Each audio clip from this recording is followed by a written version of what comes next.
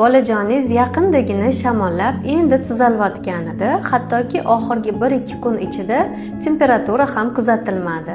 Lekin shu kunlarda agar farzandingizda temperaturani yana boshqatdan ko'tarilayotganini, uni lanjlashayotganini, behol bo'lganini, hattoki temperaturadan tashqari yana yangi simptomlar qo'shilayotganini sezgan bo'lsangiz, bu isitmani ikkinchi to'lqini hisoblanadi.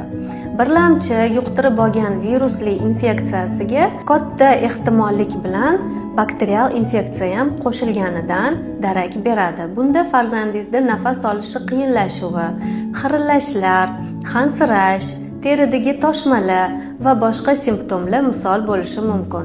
Agar siz farzandingizda ham endigina tuzalayotganda yana boshqatdan temperaturasi ko'tarilganini sezsangiz, darhol shifokorga murojaat qiling va yuqori ehtimollik bilan unga antibiotika terapiya boshlash kerak bo'ladi.